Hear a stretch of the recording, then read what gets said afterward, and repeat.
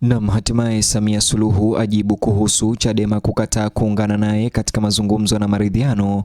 Kupitia kiongozi huyu mkongwe wa CCM, kwa niaba yake Samia leo azungumza na kutoa jibu zito kwa timu ya Tundu Lissu ya upinzani Chadema. Kabla tusonge mbele, ni kuonyeshe kila kitu, like video hii alafu subscribe, kisha kama kawaida yetu niambie unanisikiliza ukiwa wapi. Kama upo nje ya nchi niambie uko taifa gani, na kama upo humu Tanzania niambie unanipata vizuri ukiwa mkoa au maeneo gani.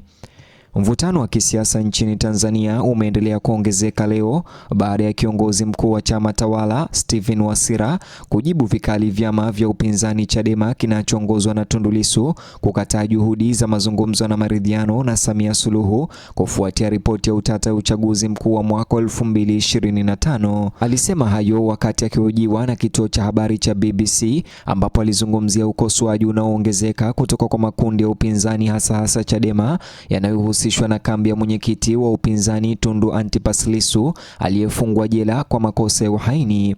Kwa mujibu wa Wasira, CCM haijazingatia maridhiano na vyama vya siasa hasa, bali inazingatia umoja wa kitaifa unaohusisha Watanzania wote. Kwa mujibu wa Wasira, CCM haijazingatia maridhiano na vyama vya siasa hasa, bali inazingatia umoja wa kitaifa unaohusisha Watanzania wote, akimaanisha kwamba Samia Suluhu na timu yake hawataki mazungumzo na upinzani, bali wanataka mazungumzo ili tu kuleta amani nchini Tanzania.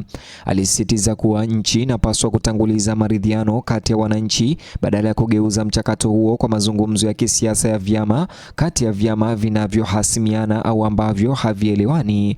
Kauli hiyo sasa inaangazia hali ya kutoelewana inayoongezeka kati ya chama tawala cha Samia Suluhu na makundi ya upinzani yakiongozwa na Tundu Lissu kuhusu jinsi Tanzania inavyopaswa kusonga mbele baada ya mvutano wa uchaguzi wa mwaka 2025.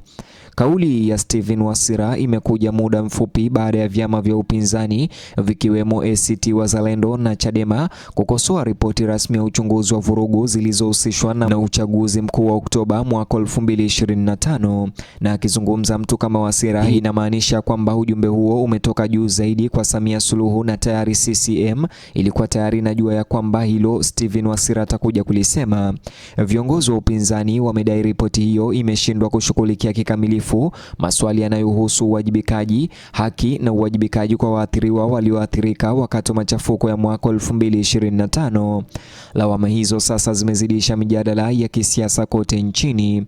Wakati huo huo, viongozi wa CCM serikalini wanasisitiza nchi inapaswa kuzingatia amani, umoja na utulivu wa kitaifa badala ya malumbano ya kisiasa. Lakini wakati vyama vya upinzani vikiendelea kudai haki na uwajibikaji, je, Tanzania inaweza kufikia maridhiano ya kweli bila makubaliano ya moja kwa moja ya kisiasa kati ya pande zinazohasimiana? Ripoti ya uchunguzi iliyowasilishwa mnamo Aprili tarehe 23 mwaka huu imekuwa mojawapo ya mada zenye kuleta utata zaidi wa kisiasa nchini Tanzania. Imekuwa mojawapo ya mada zenye utata zaidi za kisiasa nchini. Wafuasi wa upinzani wanahoji kuwa matokeo hayakueleza wazi madai ya ukiukaji wa haki za binadamu na wala hayakuzungumzia kuhusu Tundu Lissu na ghasia za kisiasa zilizoripotiwa wakati na baada ya kipindi cha uchaguzi. Baadhi ya wakosoaji wanaamini kwamba bila uwazi na uwajibikaji, juhudi hizi za serikali za upatanisho na maridhiano zinaweza kutatizika kupata imani ya umma. Hata hivyo, wafuasi wa serikali wanasema Tanzania lazima izingatie kusonga mbele kwa amani badala ya kuendelea kugawanyika na mizozo ya vyama na kisiasa. Maoni haya ya Stephen Wasira kwa niaba ya Samia na CCM sasa yanatafsiriwa na wafuatiliaji wengi kuwa ni ishara kwamba CCM au chama tawala inaweza kutokuwa tayari kuingia katika maelewano pia rasmi ya kisiasa na makundi ya upinzani kupinga ripoti hiyo.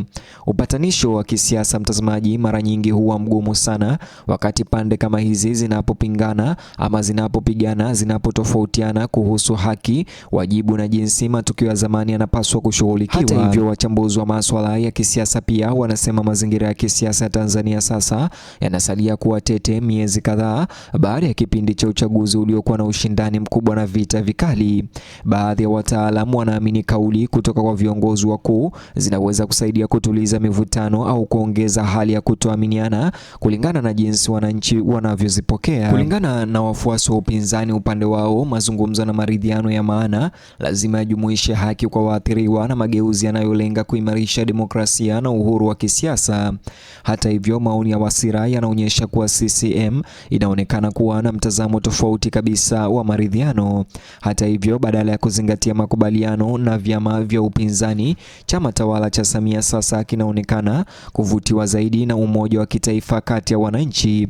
Tofauti hiyo ya mtazamo sasa inakuwa moja ya vikwazo vikubwa vinavyokabili uwezekano wa mazungumzo na maridhiano ya kisiasa Tanzania. Mtazamaji, kutokubaliana si tena kuhusu ripoti moja tu.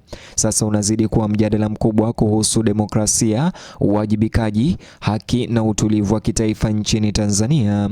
Katika mitandao ya kijamii, majibu ya maoni ya Wasira yanabakia kugawanyika. Baadhi ya Watanzania walipongeza mtazamo wake katika umoja na utulivu, wakisema kuwa nchi inapaswa kuepuka uadui wa kisiasa na kuendelea kulinda amani.